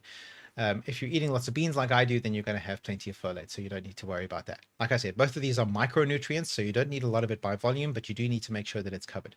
A good multivitamin will probably include a significant portion of your recommended daily allowance of both of those. So a decent multivitamin is probably worth considering.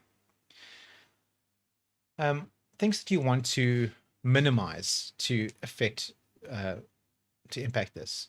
So you don't have to ban these from your diet necessarily. You just want to reduce your dependence on these in your diet. So first one, alcohol. Again, alcohol is not good. It impairs your nutrient absorption. It suppresses your bone marrow, so it actually makes your bone marrow less efficient. And it disrupts your sleep and recovery. Sleep and recovery is important for your iron level as much as it is for your blood pressure. So alcohol, try to avoid it if you can. And if you have to have some, try to have as little as you possibly can. Ultra processed foods, it's something of a demonized term at the moment. Anything that's ultra processed is bad for you. Well, that's not strictly speaking true, right? There are plenty of ultra processed foods that are perfectly good for you, but it can be difficult to find the good ones. So generally speaking, something that doesn't resemble a natural product as you would find in nature has gone through significant levels of processing. What that often, but again, not always, means is that a lot of the micronutrients have not survived the processing process. So you might be getting macronutrients, so protein, fats, carbohydrates, great, but a lot of the micronutrients, the vitamin B12, the folate, that kind of thing, might not have survived the process. So anything that looks like it was made from spinach but doesn't resemble spinach anymore probably has lost a lot of the B12 and folate and is probably not going to be as good for you as the real thing. But maybe it has. Maybe it's been fortified. You want to avoid, unless your doctor has told you otherwise, you want to avoid having excess sodium. So anything that's too salty is going to impact your ability to process iron. You want to make sure that you're getting enough fiber. So fiber stimulates your digestive tract, and that's going to help you to absorb correct amounts of just about everything that you eat. So having too little fiber is going to cause things like constipation, and that's not ideal for your nutritional balance. Another thing you want to avoid is chronic crash dieting. So I spoke about crash dieting already. So that's eating in a massive kilojoule deficit. So maybe you want to do that if you're in a steep cut, but it's really not optimal. You want to try and avoid those crash dieting if you can, especially you don't want to be doing it often. So really what you want to do is you want to reach a macronutrient balance. Your simple operational ratio there is for active adults, which is what we're advocating everybody here be, protein 25 to 35% of your total kilojoules, carbohydrates somewhere between 40 and 50% of your total kilojoules, and fats somewhere between 20 and 30%. And you can use your tool, something like MyFitnessPal, to help you track, measure, and calibrate those targets. And the key there is adequacy and consistency. It's not about being perfect, it's about keeping more or less within the right zone. And I mentioned supplements. I want to just say a couple things about supplements here. Iron supplements are something that the blood donation people might recommend to you if you chronically fail based on your hemoglobin count. Their advice is worth listening to because they kind of know what they're talking about. Most of them are not medical doctors, but they are medical professionals, and they probably are qualified to make that recommendation. It's not a good idea to take iron supplements yourself without being advised by a medical professional to do so, because it can, if you have too much iron in your system, it can actually hurt, right? You don't want to be over ironed. It increases the oxidative stress and can actually damage your organs if you have too much iron. So you don't want to be doing it just on your own. Supplement with iron only if you have documented low ferritin and low hemoglobin. So your low hemoglobin, that's the test that they're doing at the blood donation center. A ferritin test is something that your GP can either, if not perform themselves, then can refer you to a pathology lab that can test that for you. This is your kind of long-term iron stores in your system. Only if you're low in both, then it's a good idea, under the advice from a medical professional, to consider iron supplementation. Or if you're a frequent donor with known depletion. So they can actually track on their system if your hemoglobin is good, and then suddenly it goes lower, and then you start failing. That's probably when they'll recommend to you that you consider supplementing with iron. So again, they might make that recommendation, and it's probably worth taking that advice. If at any point you're uncertain about any of that, check in with your GP just to make sure. Routine supplementation without testing is unnecessary. So for most healthy donors, eating adequate protein and including red meat is probably sufficient, right? You're probably getting enough. In terms of other supplementation, a good multivitamin is probably a good way of ensuring that you're hitting those other micronutrient targets, your vitamin B12 and your folate and your vitamin C. You're going to get a significant portion of your recommended daily allowance from any good multivitamin that you buy off the shelf. You don't need medical advice to do this. For a good, diverse diet, you shouldn't need a multivitamin. But if you are concerned that maybe you're missing a couple of gaps here or there in your macronutrient profile, a good multivitamin probably isn't going to hurt you. So it's worth taking a look at. And if at any point you're uncertain about any of that, you should consult with your physician. All right. We have gone massively over time, even for me. So I'm going to try and summarize what we've got left as rapidly as possible. So here is a practical point-by-point, step-by-step weekly template for somebody who is a blood donor. So per week, what you want to be looking at is 1 or 2 servings of lean red meat or regular tuna or chicken intake. So you're having that stuff on a daily basis. Daily protein target achieved. And you're going to struggle to hit that daily protein target without having 1 to 2 servings of lean red meat or tuna or chicken every day. You want to be having 2 or 3 servings of leafy greens or something that's nutritionally equivalent. 2 to 3 servings of legumes or iron-supported plant foods, beans, chickpeas, that kind of thing. Vitamin C paired with plant iron. So baked beans and tomato sauce, that's a great one. Alcohol minimal or absent. I recommend absent. No crash dieting. You want to avoid a steep cut. And adequate hydration daily. It's not exotic. It's disciplined normalcy. You want to have a nice, steady rhythm on all of those things. I've already spoken about sleep, so I'm going to skip past those things. And we're going to talk about caffeine management. So caffeine blocks adenosine receptors. What does that mean? So adenosine builds up through the day and creates sleep pressure. Oh, I'm talking about sleep here. Sleep as a factor that helps you to improve your eligibility for blood donation. We've already spoken about sleep as it relates to alcohol. We've spoken about sleep as it relates to recovery, but I want to talk specifically about sleep as it relates to caffeine management. Caffeine, I'm an advocate of caffeine. Caffeine is great. It's good for you. It's fantastic, except that it can interfere with your sleep if you have caffeine too close to bedtime. So you want to be cutting off your caffeine intake for most people 8 hours before you would normally go to sleep. So if your normal bedtime is 10 p.m., you want to be cutting it off at 4 p.m. No more caffeine after that. If you are a particularly sensitive individual, so which some people are, they have a caffeine sensitivity, then you want to be capping your caffeine intake at like lunchtime, right? You don't want to be having too much caffeine because it's going to interfere with your ability to get to sleep and stay asleep. Another thing I wanted to talk about caffeine. I wanted to talk about caffeine as it relates to hydration. So we've spoken about hydration, making sure that you've got enough hydration in general. And I wanted to talk about myths around hydration. Yeah, let me talk about that quickly. So first of all, the first myth I wanted to mention there is that everybody needs 8 glasses of water a day or 2 liters of water a day. That nonsense. Okay, there is no universal number for how much water you need to get in. Your hydration needs depend on your body mass, your activity level, the climate, your sweat rate, your diet composition. A rational baseline for your hydration requirements for the day are roughly 30 to 35 milliliters per kilogram of body weight per day. So 100 kilogram person should be having roughly, what's that? 3 to 3.5 liters in total. But you need to remember that that doesn't have to be filtered water from the fridge. It doesn't have to be bottled water. It can be any fluid intake, right? Coffee is hydration. Protein shake is hydration. Sugar-free Monster is hydration. It's mostly fluid.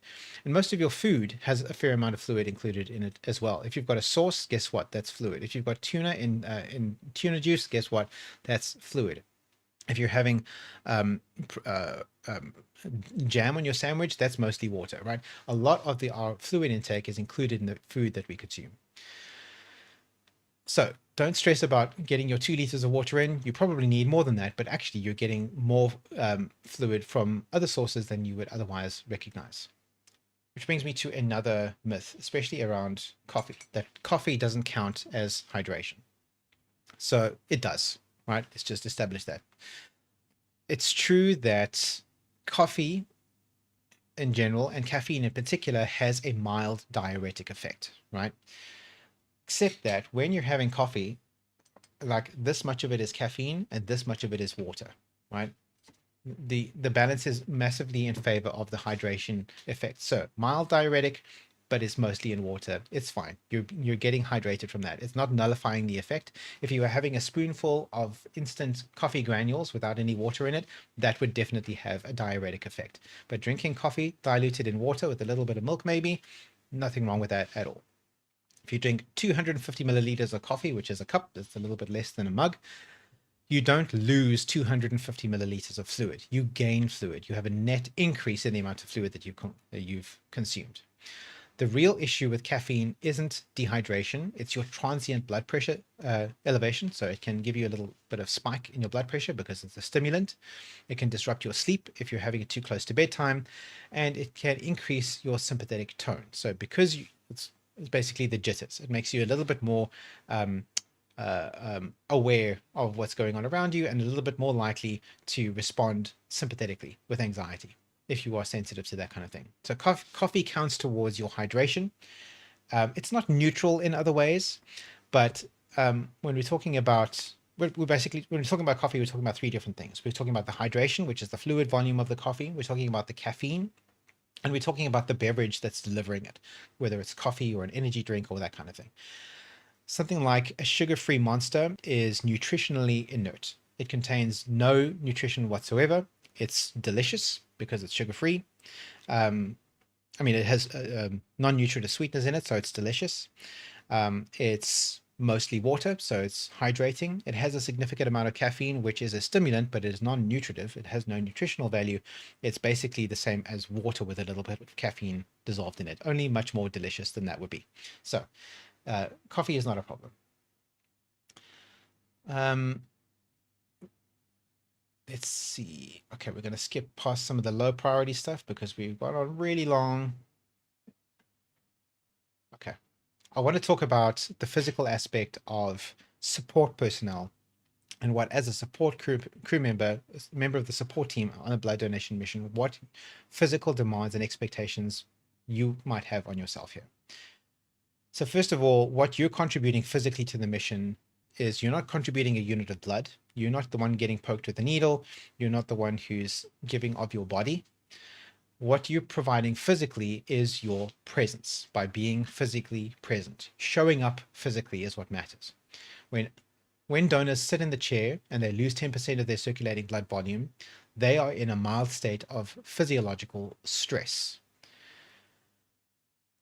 When they're in that state, seeing familiar, steady crew members nearby reduces anxiety, lowers sympathetic activation, increases donor confidence, and reduces fainting risk indirectly through emotional regulation. Simply by being there and being encouraging, being present, you are reducing their chances of experiencing a negative outcome from that blood donation. Even though it's relatively low probability to begin with, you're reducing that probability even more. Your physical proximity affects their physiological response. Your calm presence can help to reduce their stress. Reduced stress stabilizes blood pressure. So the support personnel are part of that regulatory environment. Your composure is contagious. So humans have a thing called mirror neurons, in which we are able to mirror each other's uh, nervous system state. By looking at each other, we can simulate each other's psychological state, and we can actually adopt each other's psychological state. We can share feelings in that way. You can think of it as the way that Counselor Troy feels the feelings of the people around her. Humans do that too, innately, just by looking at each other. We co-regulate. So if the support personnel appear distracted or agitated or fatigued or unwell, the donors will pick up on it subconsciously. They won't even necessarily notice that that's the case. But if as a support personnel you are calm, you're upright, you're attentive and steady, then that tone spreads to the donor team. So your physical readiness for that support includes being well rested, being hydrated, being stable and alert, not arriving depleted or chaotic. So you're part of the environment or the environmental physiology of the mission. So your reliability is a physical discipline. So your attendance isn't optional either. We need you to be there. As a support crew member, you are required to be physically present because the cohesion of the team matters. The optics matter. We need to be presented as a united team. Accountability matters. We are accountable to each other and to the people that we're donating blood to. Documentation may matter. We might need your help in documenting what's happening.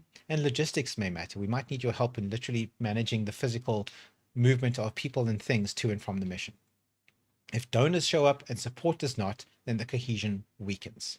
The physical act of showing up is discipline. All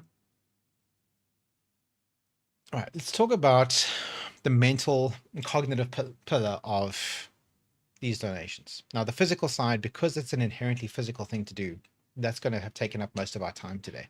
But it's worth talking about the other two pillars too.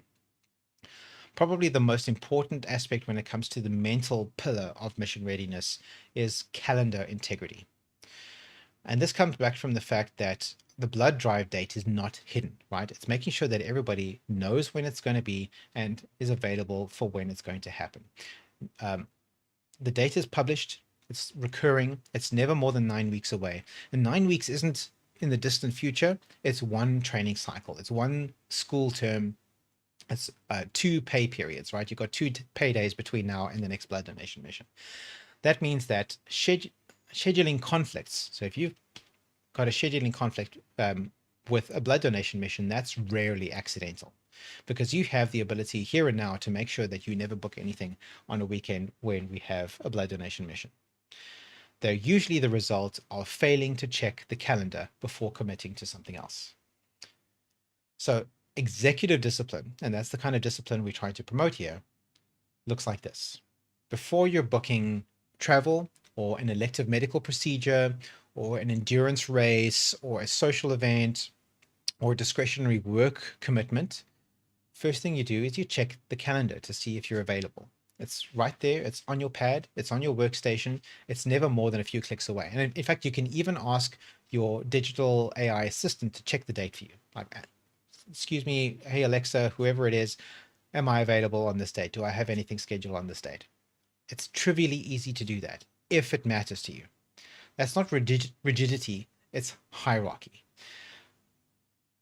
And if this is our most important mission, and it is, then it outranks convenience.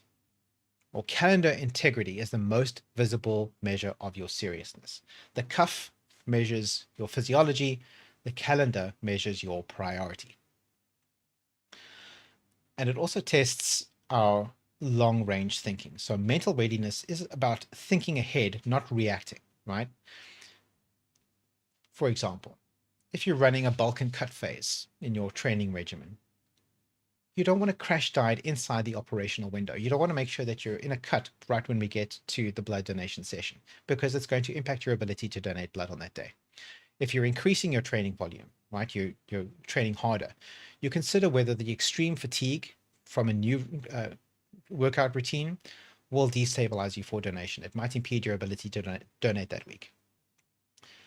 If you know you tend towards borderline blood pressure readings, so you've had blood pressure reading issues in the past, you plan your caffeine, you plan your sleep, you plan your stress accordingly the week leading in. Obviously, you can't plan your stress, but you can plan your stress management system the week leading in, making sure that you are optimal on the morning. It's systems thinking. The mission isn't something that you hope works out. You don't just randomly show up and hope for the best, right? It's something that you can engineer, something that you can work towards, something you can manage. Long range thinking includes avoiding elective deferrals. So if those kind of deferrals are something that happens, it's something that you can plan for, something you can anticipate, something you can prevent most of the time. Obviously, there is randomness in any system, and despite best of intentions and your hardest work, you are going to fail sometimes. But there are things you can do every day to make sure that that doesn't happen, or at least minimize the probability of it happening. If you schedule having a tattoo or dental surgery or an elective procedure 2 days before the donation, that's not bad luck. That's bad sequencing. That's a mistake. Mental discipline is about sequencing life intelligently and deliberately and with intent. All right, that's the cognitive aspect. Third pillar is the emotional or spiritual pillar, and that relates to the regulation and purpose of the whole thing. So one of the recurring factors that occurs, especially with new donors or people who are new to the whole process, is needle anxiety, right? This is a real thing that a lot of people experience. They're afraid of needles. First, reality check. Fear of needles is not a weakness. It's a conditioned autonomic reflex. It's something that you've learned from birth. It's not baked in either. It's not something you're born with. It's something that you learn. The body interprets sharp objects near the skin as a threat, and it responds accordingly.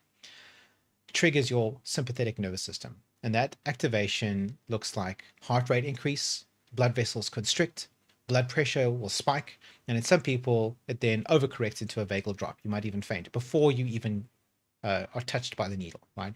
That's going to impede your ability to pass the physical examination before you donate.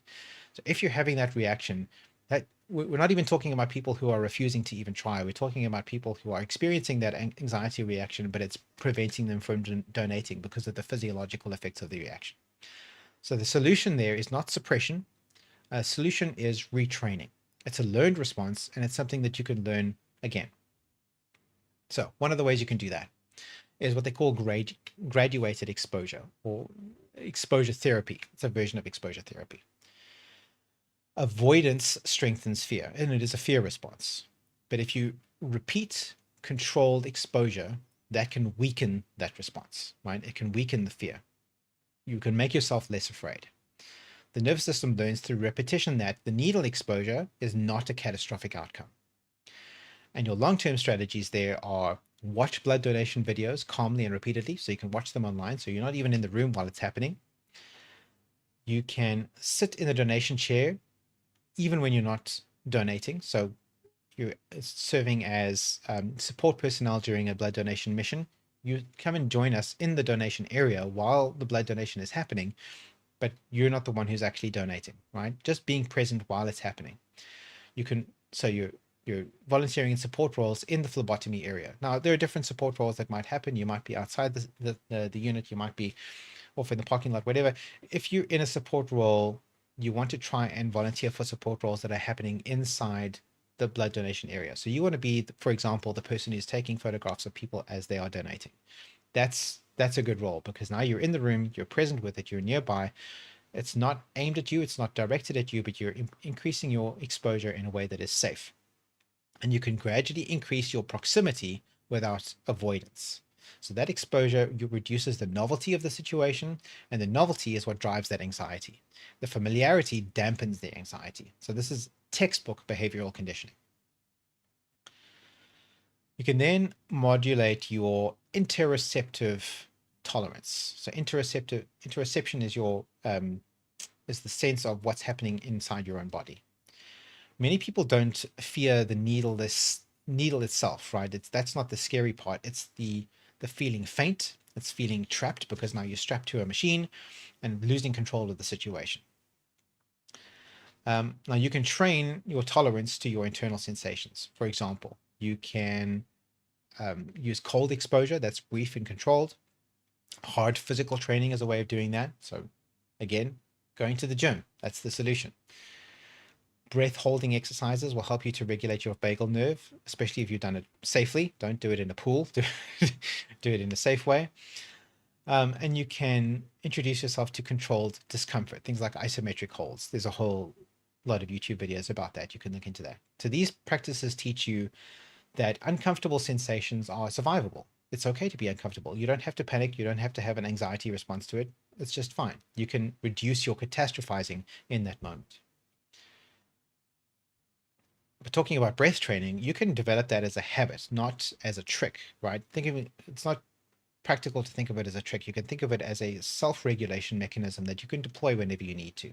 So slow nasal breathing with long exhales activates the vagus nerve. So what does that mean? You breathe in and then out slowly. That helps to trigger the vagal nerve, which is what activates your parasympathetic response, your relaxation response. This is something you can do daily. You don't have to just do it when there's a stimulus present. It doesn't have to be improvised in the chair in the moment. You can develop this as a habit that you always do. So for example, you can set aside in your calendar 5 minutes a day when you inhale for 4 seconds, exhale for 6 to 8 seconds. Over time, what this is going to do is lower your baseline sympathetic tone. It's actually going to help you to regulate your parasympathetic response. So on donation day, when the rubber meets the road, when the time comes, the body recognizes that pattern, recognizes that breathing pattern, and stabilizes itself more rapidly. So breathing isn't magic. It's not a magic spell. It's not a trick. You are training your nervous system to respond to your commands in a way that it doesn't normally do. May also help to cognitively reframe the situation. So anxiety can be amplified by your subjective interpretation of what's going on around you. So you might be triggered into having catastrophic thoughts, something like, I'm going to faint, or this is going to be unbearable. I'm not going to be able to put up with this. Everybody's going to notice and they're going to laugh at me. But using Stoic discipline, and we've done a video about Stoic philosophy, we can learn to separate what is in your control from what is not in your control. So what is in your control is preparation, breathing, posture, hydration, sleep. What is not in your control is the exact needle sensation, how much it's going to pinch when it goes in, the minor discomfort that you're going to feel while it's in there, and the momentary lightheadedness that you might experience when you stand up afterwards. Not fainting, just feeling a little bit, okay, I'm good. So what you want to do is try and normalize the experience. So this is a mild, temporary discomfort in service of a measurable good, a good that outweighs any momentary discomfort that I might experience. And that reframing reduces the perceived threat. This is me taking a bullet, not a bullet, but taking a minor discomfort for the sake of somebody else's life, 3 other people's lives. And you can actually fold that into an identity level commitment, right? This is the spiritual dimension here. If your identity includes, I'm someone who shows up for priority 1 missions, I'm someone who does the right thing, I'm someone who would save somebody's life if given the opportunity to do so, then transient discomfort becomes subordinate to your role, right? In your mental hierarchy of how you define yourself. Your identity-based commitment reduces that avoidance because you define yourself as the person who does that thing instead of not doing it. Your brain will tolerate a lot of discomfort more easily when you've attached meaning to it. And that's not mystical. That's not nonsense. This is literally how our brains function. It has to do with the narrative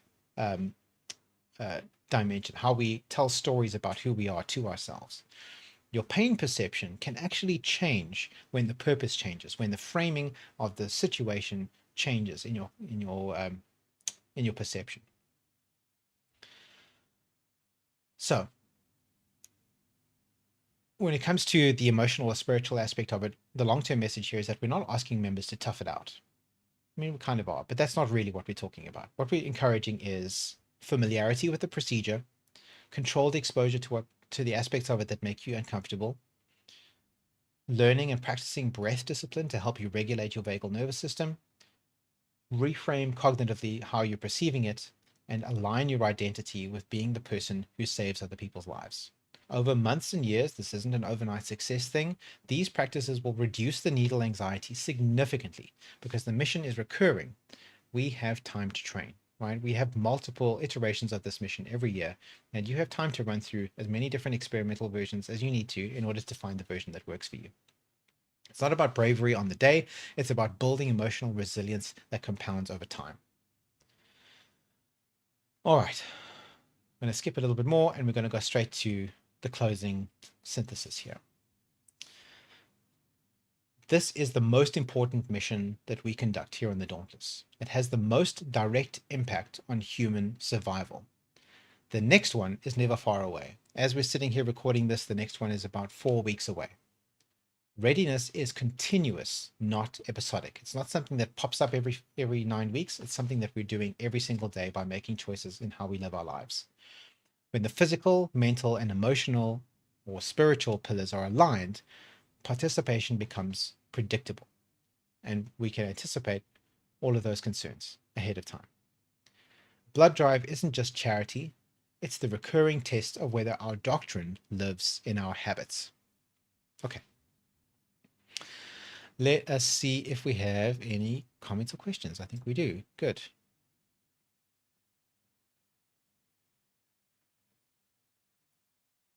Okay, that's the start of today. All right. Lieutenant Davis says, Star Trek reheated my nachos for real. Yes, my nachos being the 3 pillars of mission readiness, and they literally just wrote that into the script of one of the episodes of Star Trek Starfleet Academy. I'm taking complete credit for it. I don't care if they arrived at it independently. I'm going to assume for the rest of my life, my canon is that they watched these briefings and they were inspired by it. And that means that they're watching every week, and that's great, guys. I've got plenty of other suggestions for future episodes of Star Trek Starfleet Academy, if you'd like to hear about them. Okay, next up. All right, another one from Lieutenant Davis. I always try to donate, but what if it's completely out of the question? Do I still show up even if it's just me in beta? All right, so Lieutenant Davis is in a situation here where she is the only crew member that we have in a sector, beta sector. Although she herself is a regular blood donor, there are a number of compounding factors here. First of all, there is no permanent donation center in beta sector. So most of our sectors, there are permanent buildings that you can go to and donate blood on any given day of the week. That is not true in beta sector. It's a cluster of small towns close to each other, and none of those towns contain a permanent donor center. There is a mobile donor center that moves around between all those different towns, and on any given day can be too far away to make it a reasonable commute for Lieutenant Davis to go. So there's no guarantee that she will be able to donate on or close to the shared donation date for everybody else. What that means is Lieutenant Davis has to compensate for that by figuring out when is the nearest date upon which that mobile donation center is available to her to the shared donation date, and try and go and donate on that day. Which means that things like the 9-week schedule, although we do our best to accommodate a margin of error, that's not always going to work out for her. And that sucks. So what we have to do is our best, right? We have to figure out how to just cope with it as best we can, and try and schedule these things as best we can. In a sector where there is a permanent donor center and we have only one crew member living in that sector, which we have sectors like that, we encourage that crew member to attend anyway, even if they can't donate, even if it's just showing up at the blood donation center and bringing muffins for the staff at the blood donation center. Because Lieutenant Davis is a regular donor, but there is no permanent donor center in the area, that adds an extra layer of complexity. So we just have to treat it as a fluid situation on a case-by-case basis. So unfortunately, it's complicated for her, but we've managed to figure it out fairly well so far. So that's will continue to be the case as long as there continues to be no permanent donor center in beta sector, unfortunately. All right, next up. This is from Captain van Krienen. The missions has allowed me to try and get better at it. I've slowly watched and gotten used to seeing the needles and blood. I'm at a point where I can comfortably get the iron test that requires a needle. Yes. So in my opinion, Captain Van Krenen has expressed to me in the past that he has needle anxiety. Um, in my opinion, the iron blood test, which consists of a little needle that goes into the tip of your finger, they then extract a drop of blood onto a little plastic slide, which they then insert into a machine, which then does the analysis. In my opinion, that is the most physically uncomfortable part of the whole process, because it goes right into the tip of your finger where you have so many nerve endings. It's really quite painful every time. The needle in the arm, in my experience, is typically a lot less painful because it's going into a part of your skin that is not really that sensitive.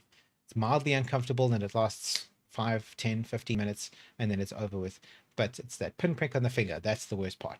But that's the exact approach. It's just about exposure, about going through that process, building up that resilience over time, getting closer and closer to it until eventually you can do it. All right, any more comments or questions? There we go. Another one from Lieutenant Davis. I always try and donate, but what if it's complete? Oh, no, I've already addressed that one. There we go. All right, one from Commander Shamali. Cause changes in pain perception, like when a mum has a baby. Because I must say, wow. Yeah, that's another manifestation of the same process. So how you contextualize your sensory inputs in a perceptual framework can actually affect how you perceive that pain and discomfort. Another example that I've noticed in my own life is DOMS, muscle soreness. So this is a process that happens when you lift heavy weights. What you're actually doing is causing minor injury to your muscles in resistance training, and your muscles will actually be sore for a couple of days while they rebuild, hopefully stronger than they were before. I forget what DOMS is an acronym. I forget what it stands for, but that's what it's called. Because I experience this so frequently, because I've been doing this muscle training for so long now, many years of my life, I've actually managed to cognitively reframe that DOMS sensation. Even though it is pain, I no longer read it as pain. I now read it as a signal that my workout yesterday was good and effective. It's not that it feels pleasurable, but I'm reading it as a good signal, not as a bad signal. Although I've always at a cognitive level been aware that that was the case from the very first time I experienced DOMS and thought I was going to die. I'm now experiencing that at a much lower sort of perceptual level, where I almost don't even register it as pain anymore. It's really quite interesting. So you can actually do that to just about any experience of discomfort in your life. If you're able to frame that as something good, as something part of who you are and something that you're working towards and something that's worthwhile, then you can tweak and reprogram the way that you perceive and process and register that sensation. It's phenomenal just how plastic the human brain is. That's great. Oh, delayed onset of muscle soreness. Thank you, Captain Van Krenen. Thank you for looking that up for me or remembering that. I'd forgotten what that stood for. Okay. I'm not even, because we've gone so drastically over time, this is by far a record. I'm not even going to go through my yeoman's questions, even though she very kindly provided some for us today. And I'm just going to go straight to the final thought, which is to say, blood donation is the most direct, repeatable, life-saving action available to us. If this is our highest impact mission, and it is, then our bodies, our habits, and our priorities need to reflect that. Prepare deliberately, show up steady, and treat it like it matters, because it does. Thank you. That is all for today. You are dismissed. SWAT out. The Starfleet life with the USS Dauntless. Are you brave enough to be a Starfleet officer?